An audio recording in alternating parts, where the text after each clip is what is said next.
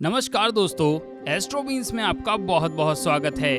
और आज इस वीडियो में हम आपके लिए लेकर आ गए हैं भगवान खाटू श्याम जी की असली कहानी। और हम जानेंगे कि महाभारत के युद्ध में उनका क्या योगदान था।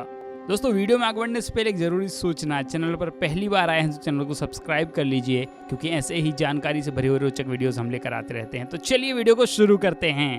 तो आइए दोस्तों, जानते हैं कि खाटू श्याम कौन हैं। दोस्तों, खाटू श्याम जी का असली नाम बर्बरीक है। बर्बरीक महाभारत के एक महान योद्धा थे। वे भीम के पुत्र घटोत्कच और अहिलावती के पुत्र थे। बर्बरीक को उनकी मां ने सिखाया था कि हमेशा हारने वाले की तरफ से लड़ना चाहिए, और वे इसी सिद्धांत पर लड़ते रहे। दोस्तों, आइए जानते हैं कि बर्बरीक को मिले 3 बाण कौन कौन से थे।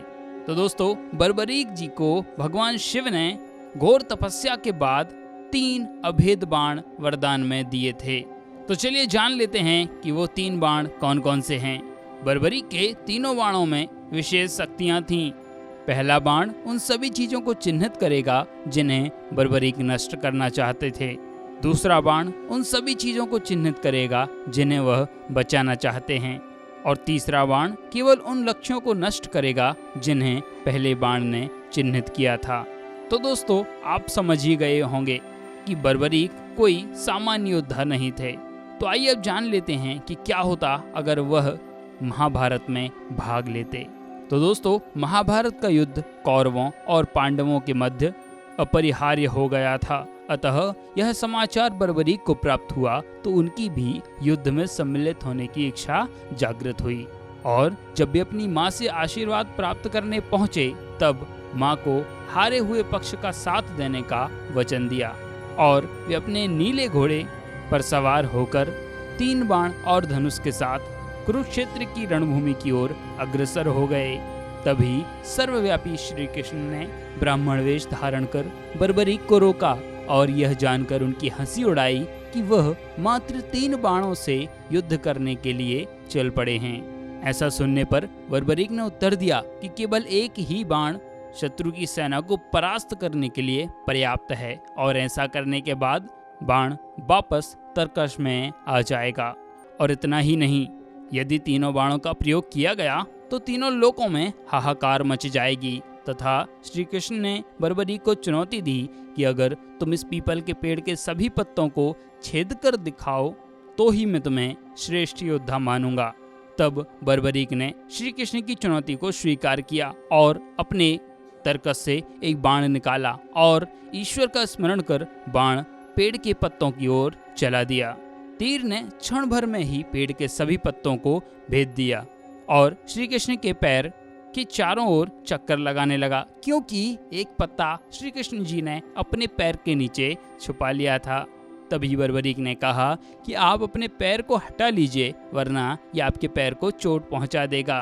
तब श्री कृष्ण ने बर्बरीक से पूछा कि वह युद्ध में किस ओर सम्मिलित होंगे। तो बर्बरीक ने कहा कि मैं निर्बल सेना की ओर से भाग लूंगा, जो कि हार की ओर अग्रसर होगा, अर्थात जो हारने वाला होगा।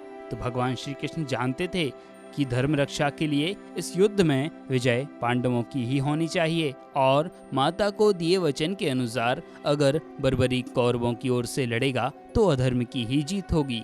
इसलिए इस अनिष्ट को रोकने के लिए ब्राह्मण का वेश रखे हुए श्री कृष्ण ने बर्बरीक से दान की इच्छा प्रकट की, और बर्बरीक ने श्री कृष्ण के वचन का पालन करते हुए उसे स्वीकार कर लिया।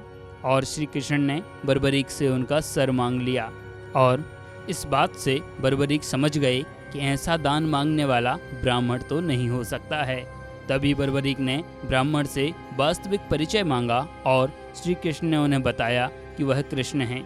सच जानने के बाद भी बर्बरीक ने सिर देना स्वीकार कर लिया, लेकिन एक शर्त रखी, और वह शर्त थी कि वह उनके विराट रूप को देखना चाहते हैं तथा महाभारत युद्ध को भी शुरू से लेकर अंत तक देखने की इच्छा रखते हैं।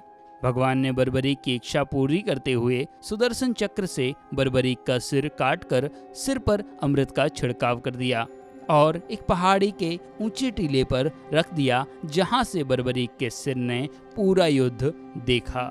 और तब श्री कृष्ण ने बर्बरीक से प्रसन्न होकर उन्हें यह वरदान दिया कि आज से तुम्हें मेरे नाम से पूजा जाएगा, और तब से ही उस स्थान का नाम खाटू श्याम के नाम से जाना जाने लगा। तो दोस्तों, ये था खाटू श्याम की कहानी का एक वीडियो एस्ट्रो बीन्स की तरफ से। वीडियो कैसा लगा लिखकर जरूर बताइएगा, और चैनल पर पहली बार आए हैं तो चैनल को सब्सक्राइब जरूर कर लीजिए, क्योंकि ऐसे ही रोचक वीडियोस हम लेकर आते रहते हैं। और वीडियो समाप्त करने से पहले एक जरूरी सूचना, यदि आप अपने जीवन में किसी प्रकार की समस्या का सामना कर रहे हैं और उस पर ज्योतिष सलाह लेना चाहते हैं, तो आप स्क्रीन पर दिए हुए इस नंबर पर हमें कॉल या व्हाट्सएप कर सकते हैं, या फिर डिस्क्रिप्शन में दी हुई इस लिंक पर क्लिक करके हमसे सीधे व्हाट्सएप पर जुड़ सकते हैं। अधिक जानकारी के लिए आप हमारी वेबसाइट www.astrobeans.com पर भी विजिट कर सकते हैं। तो दोस्तों, हम मिलते हैं बहुत जल्द आपसे अगले वीडियो में। तब तक के लिए अपना और अपनों का ख्याल रखिएगा। बहुत बहुत धन्यवाद।